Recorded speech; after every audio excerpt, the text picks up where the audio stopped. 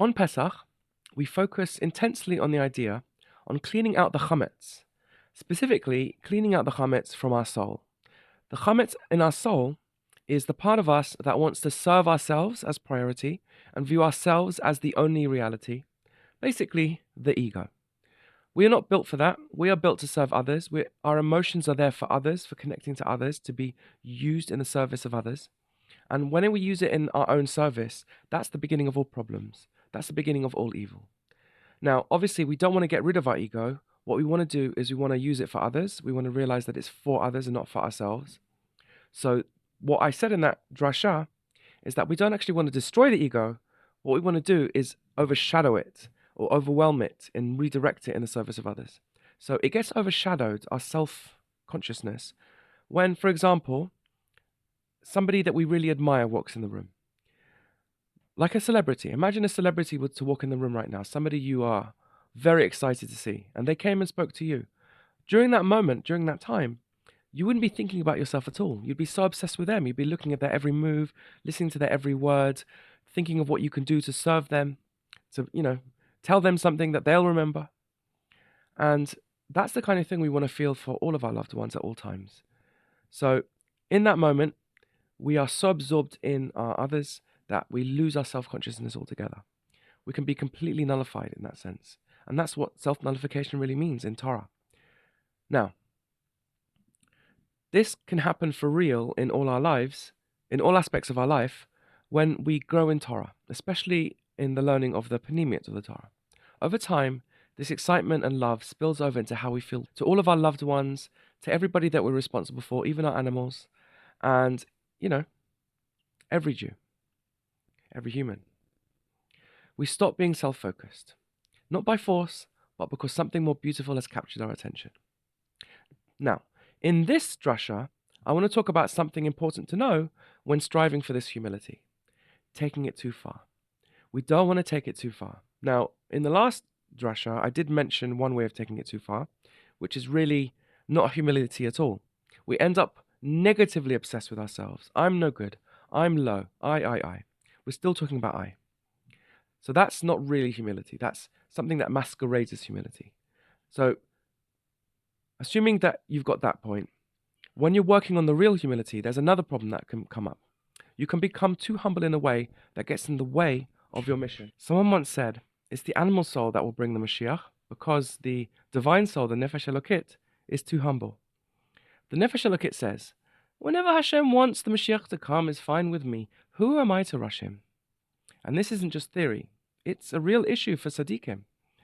They can reach such a lofty level of humility that they genuinely feel, who am I to do this? Surely there's somebody else who's more worthy.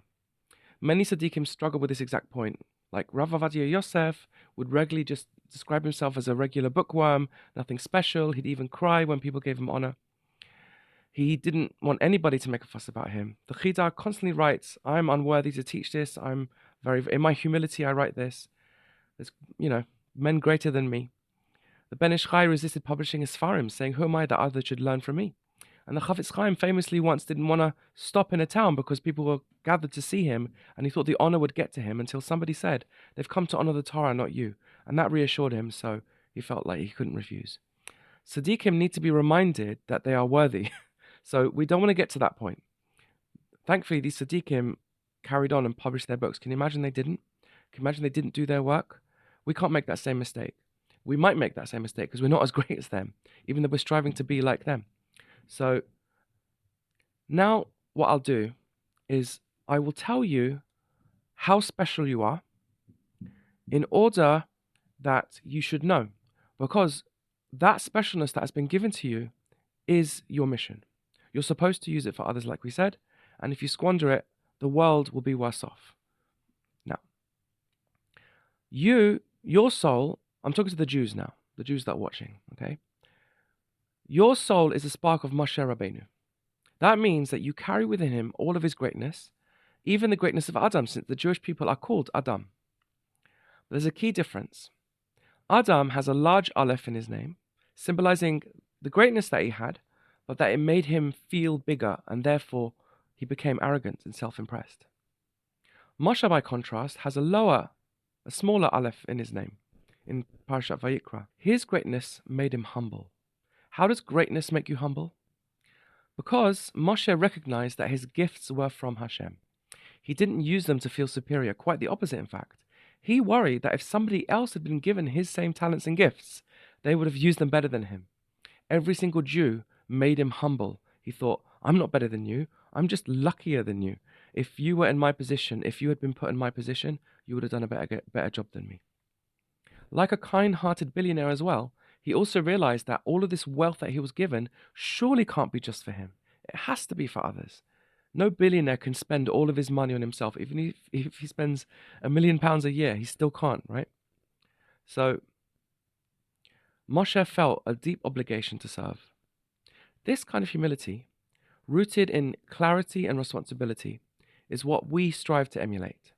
Because truly, we each have an amazing soul, a spark of Hashem himself. Again, I'm talking to the Jews now. The Jews have a nefesh elokit, and many non-Jews have one as well. And what it means is that they actually have a piece of Hashem himself in our soul. That means that they have a deep part of their soul that is never stained by sin, never truly separated from Hashem, and in fact, even closer to Hashem than angels. We can say things to Hashem that others can't. We can turn to Hashem and say, Yehi Ratson, or Yehi Ratson, may it be your will. And he listens. Why? Because we're so close to him that we even notice his very clothing, the will that he dresses himself up in when managing the world. We notice that, and he accepts our opinion on it, whether he should dress up in the garment of din, or dress up in the garment of chesed, judgment or kindness. And he takes our opinion. Imagine being so close to even a mortal king that we can suggest what clothes that he wears, and he would listen, and he would take our opinion with great weight. How much more so when it comes to Hashem, that we can say Yehi Ratzon to him. Our soul is rooted in Chokhmah Ilah, the higher divine wisdom, beyond the worlds, and this gives it a very special power. The nations who do not have a nefesh elokit refer to Hashem as Elokah de Elokaya, the God of gods, a being who sits atop the heavens, the greatest of the greats, the one who created all and is in the highest heaven looking down upon all. That makes sense. That's a rational way of thinking about God. That is something that logic can fathom. We can imagine Hashem being the absolute greatest, the holiest of the holies, the purest of the pure, the strongest of the strong, all-knowing, all-powerful. And that is why they can fall into idolatry. They imagine, as I said, Hashem as the most spiritual being, at the top of the heavens, and he delegates power to the sun, the moon, the angels, so they can make the mistake of also bowing to the sun, the moon, and the angels, thinking that they have free will and choose how to channel Hashem's blessings to them. But the divine soul of a Jew makes them know differently. They know Hashem beyond reason. Remember, Hashem must have created reason. Hashem is not bound by reason himself. He had to create that. Hashem, this is what we know about Hashem. This is what we get from our divine soul. That he is utterly transcendent. He transcends not just the physical, but the spiritual too. He's not the CEO of the universe. He's the essence behind all being, utterly exalted and transcendent. Existence is personal to him. And mi kamocha, who is like him? Nobody is like him, not even remotely. This is something that every Jew and every non-Jew who is pious among the nations can truly comprehend. It's our special lot. And that's great. That gives us a special, unique mission in the world, that we can be closer to Hashem and we can relate to him, not just as a distant king, but as a father and a husband, as we discussed in the other Devar Torah. Out of love and awe, we can serve him not for rewards or ourselves at all. It's for him. This awareness is no small thing. In truth, we can't grasp his transcendence. I'm not saying that we literally grasp it in our brain. What I mean is that, like a child who knows his father and his mother, he says Abba and Ima, Daddy and Mummy, even before they can really speak. Surely they do not understand the concept of fatherhood in its essence. They don't understand who their father is.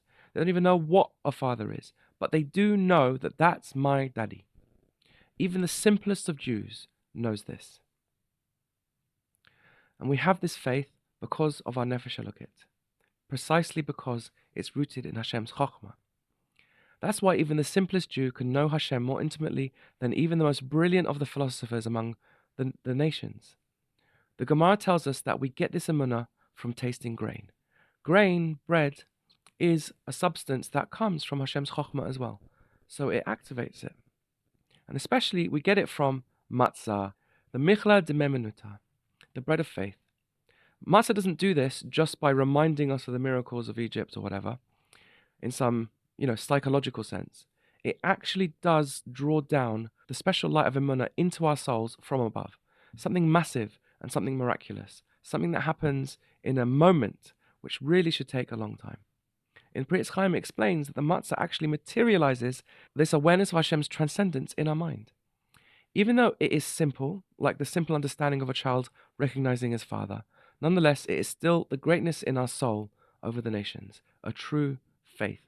That makes us bound to Hashem in a very special way and gives us a very special mission. And that emunah is alive in every generation, especially today, when we are sitting on the shoulders of our ancestors' accomplishments. Like we said, we are really all the same soul, all contributing to its greatness and all able to tap into the spiritual state of all generations. And thus, it is us specifically who can reach these highest of levels of humility, where we can see the joy in serving others overshadow the joy in self-service.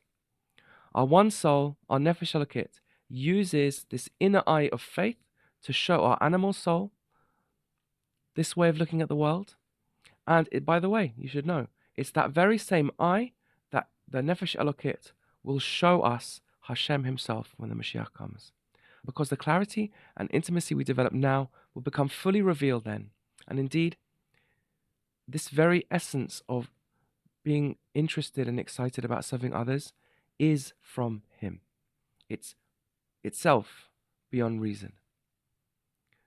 There is a catch. It won't happen if we leave it all to nefesh elokit. The nefesh bahamit has to teach the nefesh elokit too. We have to be bold like a leopard. We have to be strong like a lion, swift like a deer, and light as an eagle in serving Hashem and others. All these qualities come from the animal soul, and we must develop them and elevate them for our mission. We can't be too humble. So, we must always direct our hearts upwards to Hashem, who is transcendent, one, perfect, and beyond all comparison, but at the same time, keep our eyes on the world that he created. See how we can make it transparent to his presence with boldness and even a bit of chutzpah from our nefesh bahamit. And that's how we can simultaneously remain humble and other-oriented without getting too humble and still unleashing the power of our Jewish soul to do our avodah and to sanctify this world for him. Chakasha v'sameach.